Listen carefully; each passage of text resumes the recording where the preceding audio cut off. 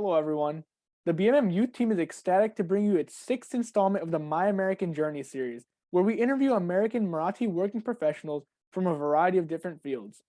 On today's episode, we have Dr. Ajay Koti, a current pediatrician and fellow at Seattle Children's Hospital, and you'll definitely want to hear about his incredible American journey. My name is Amol Shirodkar. I'm a sophomore engineering student at Rutgers, and Dr. Koti, thank you for taking the time to do this interview.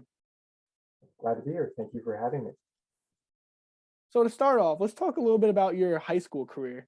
So did you know what field you wanted to pursue when you were in high school? I thought I did, but I'm not so, I don't think I had a great idea about it. I think from a young age, the idea of medicine was something that was always in the fold and something that uh, my parents had suggested many times. But I don't think I had a clear idea or commitment to it until much later. So kind of on that note, what role, if any, did your parents play in your decision to pursue a particular field? I think it was a big role. I think like a lot of kids of immigrants, the parents are trying to, persuade or suggest careers that they think will be, well respected, have good job security, make sure that everybody wants their kids to make a good living that's going to keep them secure. And so, things like medicine, engineering, law were all suggested at various points in time. So I think that they sort of helped to plant the seeds of some of the things that rose to the top of my mind. Um, but it wasn't really until later, until I had the chance to kind of really try these things out, that that I made the commitment myself. So still talking about your high school experience, what kinds of extracurriculars did you partake in when you were in high school? I did a couple of different things. The biggest one was probably that I was part of my high school's theater company, um, and I got very interested in technical theater and lighting design. So I helped with a little bit of that during all of high school, and that was a lot of fun. And then some smaller things. I was part of the school French club and scholastic scrimmage, which is like a trivia type of a thing. So generally, the non-athletic extracurriculars is what I spend time on. Well, hearing that you did these extracurriculars, did you find it difficult to balance your academic life with your social life? Not really. I don't know that I would call it much of a social life, but a lot of my friends were doing the same thing. And so the extracurriculars and you know things that I was doing for fun were overlapped completely. So I don't think that it was particularly challenging. So, talking a little bit more about the academic side, how did you plan your courses for high school? And did you take any APs, SAT 2s, and how did these qualifications help in college? So I pretty much stuck to the typical high school curriculum of covering all the necessary subjects, but I did try to get to do honors and AP, you know, at the highest level as much as I could, with the hope that if I did well enough on the AP tests, that I would be able to get some college credit that might help down the road. But I don't I don't think that it was necessarily driven by a specific career interest per se, but more just to try to um, get the most college credit I could before going to college. So, on the topic of college, what did you major in? And did your career plan influence your choice of major? Yeah, it's a good question. So I went to college at University of Pennsylvania in Philadelphia, and I majored in something called biological basis of behavior, which is just another word of saying neurosciences, um, because that was something that I found kind of interesting. It was in part influenced by my career interests. Like I said, uh, I knew I had an interest in medicine, and I thought that it was pretty likely that I would try to go and apply for medical school. And it turned out that the courses that were required for the major uh, overlapped with a lot of the courses you've got to take as the basic prerequisites for medical school, sort of the pre-medicine coursework. So things like biology, chemistry, physics, those would sort of count towards both. And so it was convenient in that way. But I also did a minor in political science, and that was driven more by personal interest. I was, increasingly becoming interested in politics, and became a lot more aware, I think, of the intersection of issues of politics and social sciences and health. And so that was a good way to kind of round out my education. So, talking a little bit more about your college career, what clubs or organizations did you join when you were in college as a pre-med student? I didn't do as much extracurricular uh, commitment in college as I did in high school. I think that college was a lot harder than high school, and so I did a little bit of theater in the first year, and then I sort of didn't really have time to keep it up. I really sort of focused more of my time um, on trying to get through classes. And the one exception to that is that as I, in sort of the second half of my college years, I started volunteering at a free healthcare clinic for people who were housing insecure in West Philadelphia. And that was sort of sponsored through the University of Pennsylvania's medical school. And so that was a good sort of exposure to working directly with patients and getting a little bit of exposure to really taking care of patients in a more meaningful way. That sounds like a really cool experience. So, what would you say is your favorite class in college? My favorite class was a class called um, I think it was called Introduction to Health and Societies. And Health and Societies is a major program that I considered doing and ended up not doing, but it really focuses on the intersection of social sciences and political science and anthropology and economics with health outcomes. And I think it was just one of those classes that I took at sort of the right moment in my freshman year, and really opened my eyes to all the limitations of medicine, and all the ways in which culture and and politics and economics and so on influence health. And I think that sort of gave me a sensibility and a sense of interest that has stayed with me, and has informed, I think, a lot of the work that I do now. And so that was just a terrific class. Was it the professor that made it special, or just the content that you learned in the class that made it your favorite? I think it was both. The professor was a guy named David Barnes, Dr. David Barnes, and he was just had this. He was a great communicator, great teacher. He was very, very knowledgeable and very passionate about what he was teaching, and I think it just it made it very exciting, and you could tell that he was somebody who was just very, very sincere and really sort of believed in the work. So I think it was both. So, I know a lot of students applying to medical schools take gap years after completing their undergraduate degrees. So, did you happen to follow this path?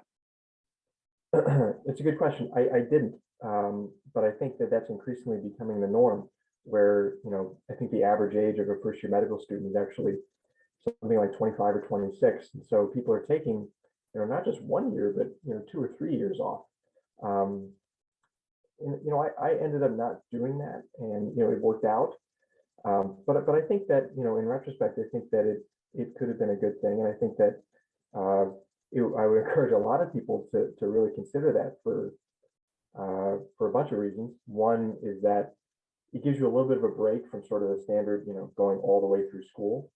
Um, and I think that break is important because it gives you it gives you the opportunity to have a broader experience outside of the walls of a classroom, to do whether it's research or community work, or to just work in some different job before you go back to medicine, because medicine takes a lot of time, and you're doing it through your 20s, and so um, it can, and when you get into medicine, it becomes very much, you're sort of on this track to a certain extent. And so it's hard to kind of look at, branch out of that, just because you don't have a lot of time. So I think taking a couple of gap years is great. The other advantage is that it sort of frees up your college years a little bit, because like I said, in my case, I picked a major that overlapped with a lot of the pre-medical coursework.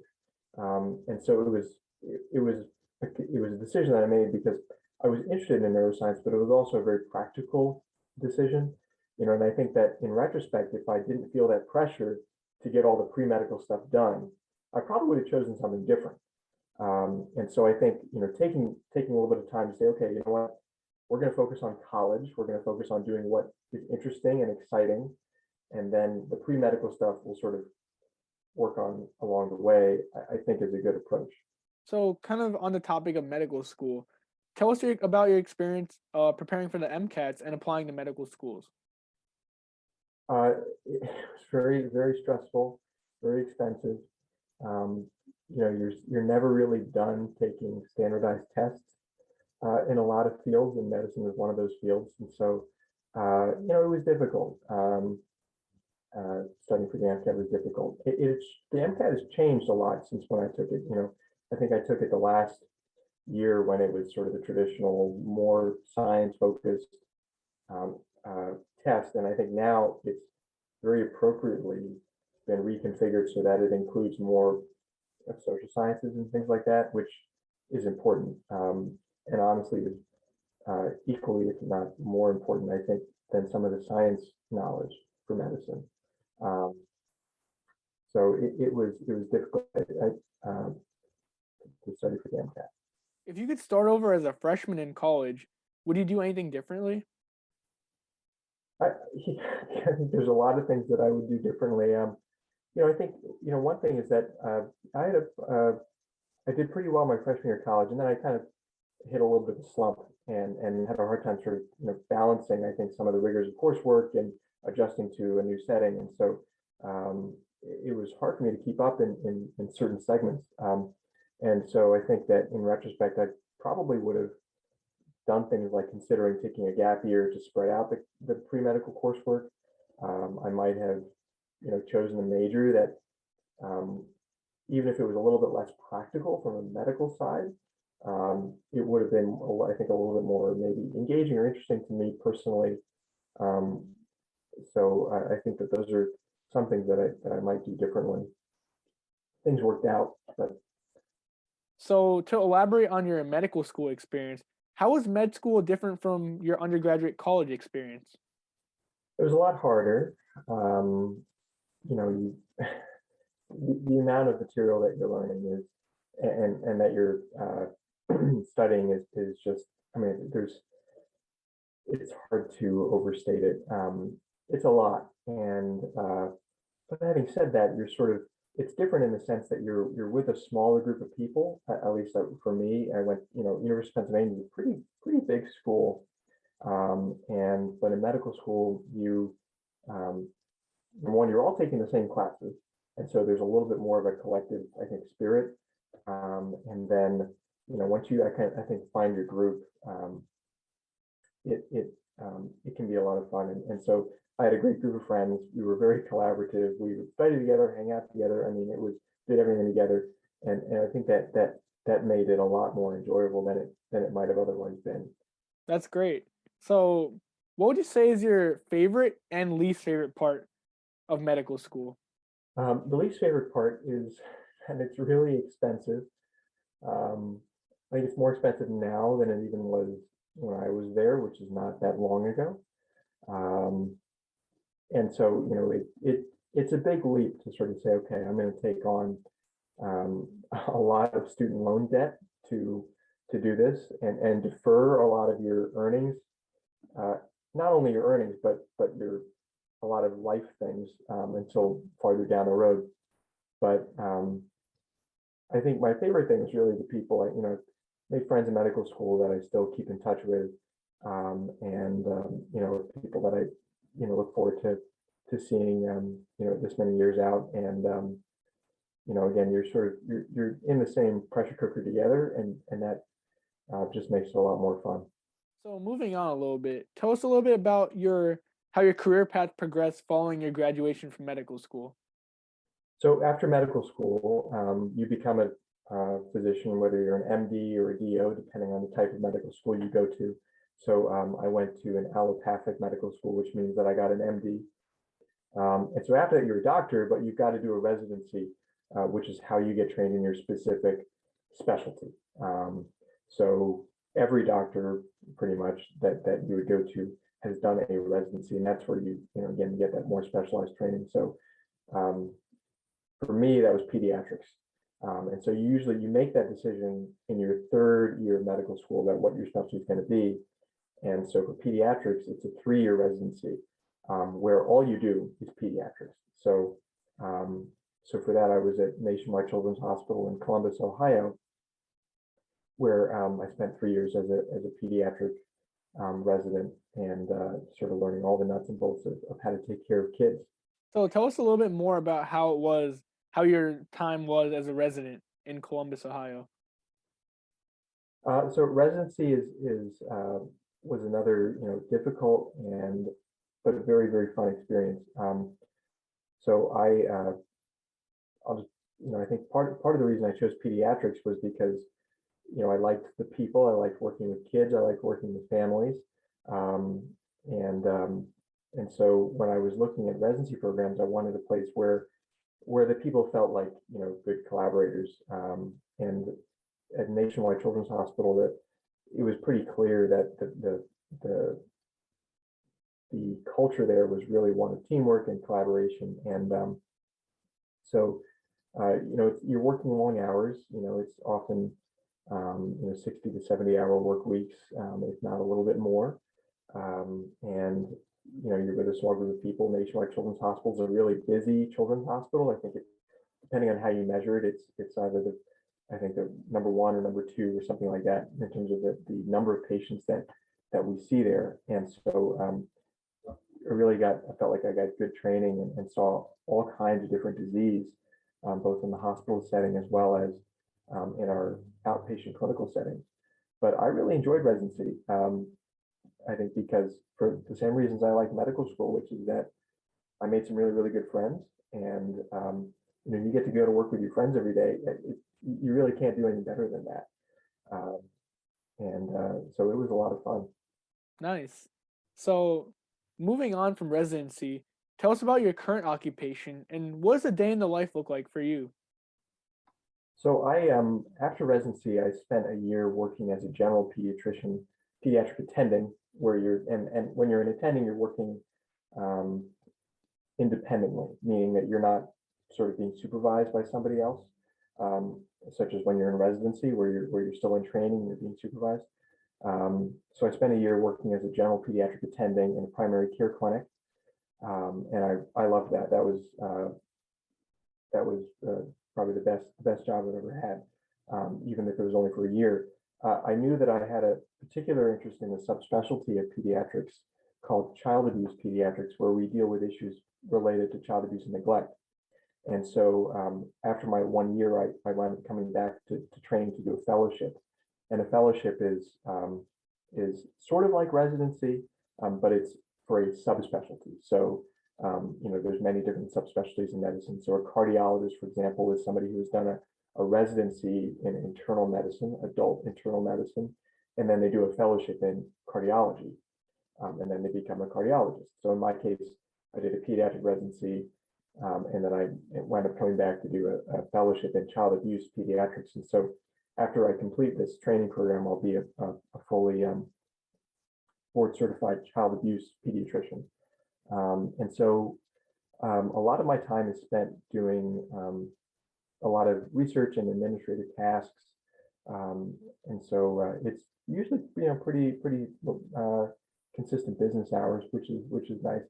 But it's a combination of seeing patients in the hospital, taking calls from our emergency room and various other medical settings across the region, and then communicating with various other agencies that sort of work in the child protection space. And so that may include law enforcement, that may include social service caseworkers.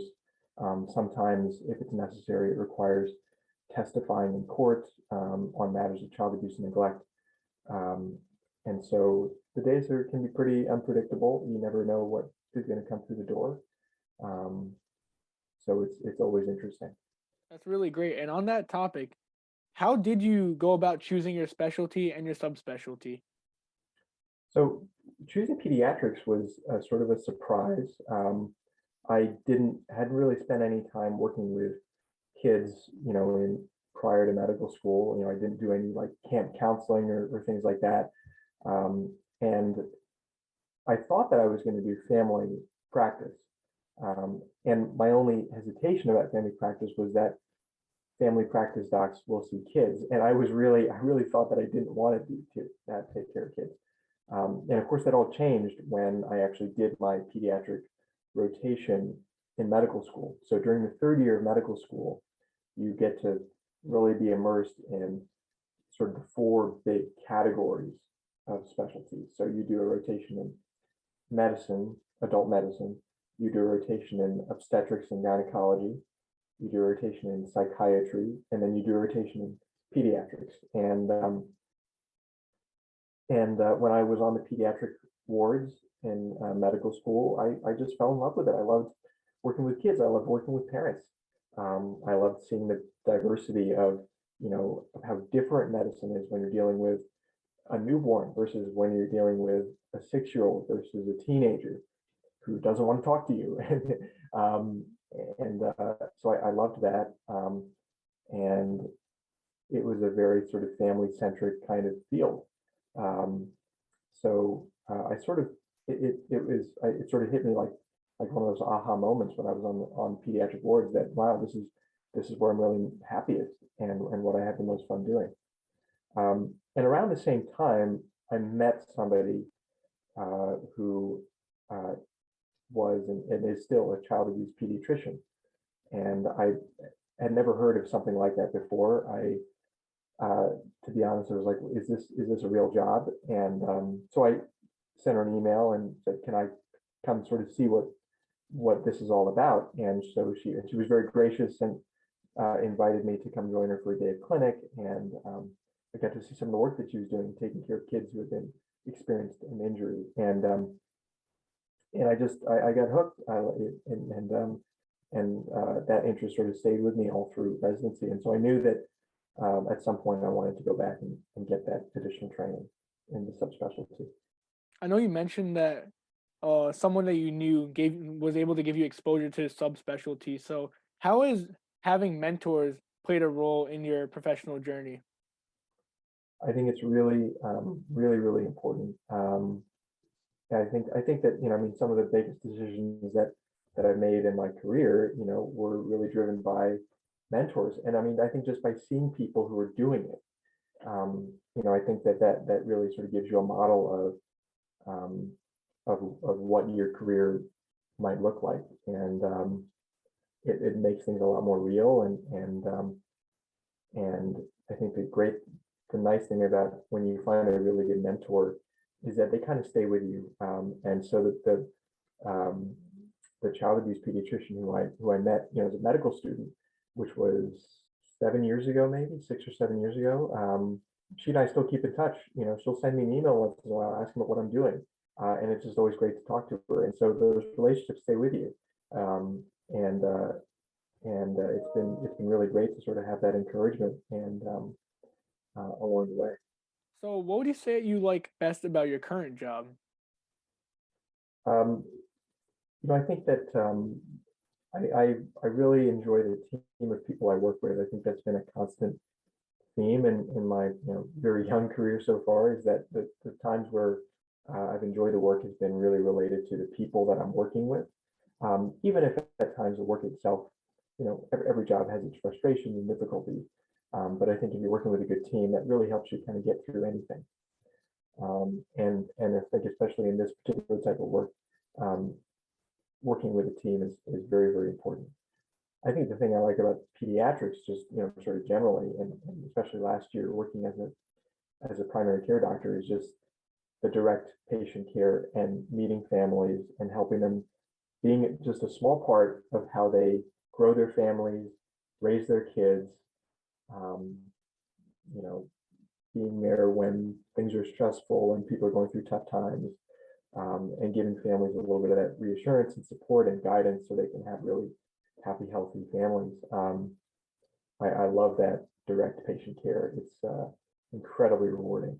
So on that note, what kinds of personal traits or characteristics would serve well for a person working in child abuse and neglect pediatrics? I think that you've got to be patient. I think you've got to be a good communicator because, I think particularly I mean, that's true for all in medicine, right? So much of, I think so many medical problems come from people really not being very good at communicating.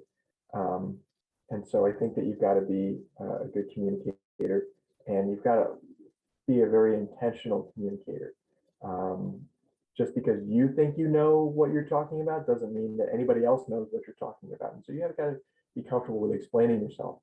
Um, and I think you've got to uh, have some ability to separate your work from your life. I think in my field in particular, because of course the work can be very sensitive and sometimes emotionally challenging. So you've got to find ways to cope with that. And then the last thing is you've got to be humble, and you've got to be a good learner, because um, we're all, in medicine, you're always learning more. You're never going to know everything. There's always new research that's coming out, new scientific knowledge that's coming out, and you've got to find ways to look at that new information, integrate it to your practice, and recognize, okay, this was my understanding yesterday, but here's my understanding today, and here's how I'm going to work going forward. I think those are all important traits. In your field, do you believe that glass ceiling exists for first generation Marathi Americans? And if yes, do you believe it exists for the next generation as well? Um, it's a good question. I think that it's complicated, because I don't know that I can speak to my field in particular, because my field is very, very small, and I think it's hard to anticipate that. I think that, in general, I think that people of South Asian descent, are pretty well represented in medicine. Um, so I don't know that there's necessarily a glass ceiling, but I think that sometimes what can happen is that people can get pigeonholed into sort of fulfilling, the quote unquote stereotype of what you're supposed to do. And so I think the challenge is, trying to keep an open mind and making sure that you're doing, that your decisions are really driven by what is important to you and what you're passionate about and what you're interested in, and not so much, what you think people expect of you. So I guess I'm not sure if it's a glass ceiling per se, but I think that the challenge that I think South Asian kids or children of South Asian immigrants face is um, staying open-minded and doing things that they're passionate about. I know that doctors oftentimes work long hours. Sometimes they're on call. I know you mentioned during your residency you were working 60 to 70 hours per week. So how do you personally manage your work-life balance? Um, I don't I don't know. That's a constant work in progress. So if you have any suggestions, I'm all ears. But it's difficult. It's not, you've got to kind of make the time for things that are important to you. I have the luxury now of being in a particular discipline where although I do still take call, my hours are generally more predictable. And so I work a relatively standard work week in terms of the number of hours. But I think that you do have to be intentional about it. I think it's not easy for any profession, but particularly in medicine. And so I think that's, going back to when we talked about gap years in between college and medical school, I think that's a great thing to do, because it sort of forces you to live life and recognize that there is more to life than work, and work can be a very important part of your life, and that's great, but it's not going to be everything, and it's probably not healthy for it to be everything, because we're all going to retire one day, and you never know what can happen. You might,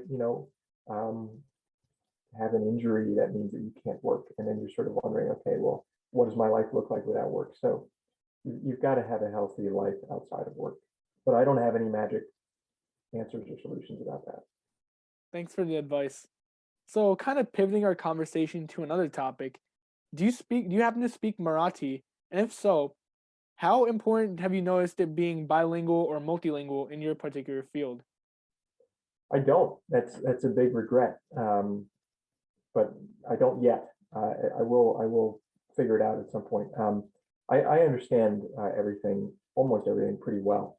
But for whatever reason, I think you grow up in a community where there's not a lot of other Marathi speakers around, and you're speaking English in school all day, um, and I think at home we spoke a lot of English, and so um, there the necessity didn't sort of drive it.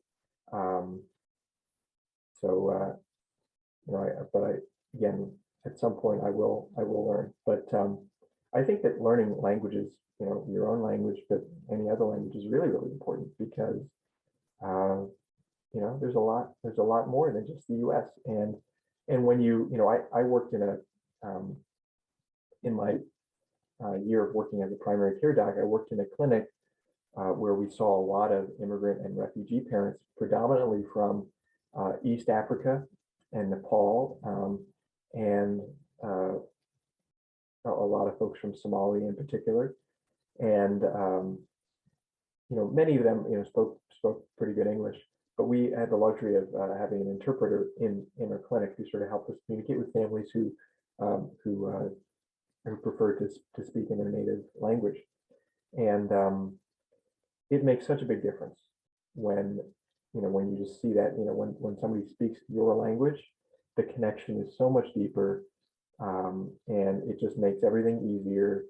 It shows, I think, a respect for other people's culture.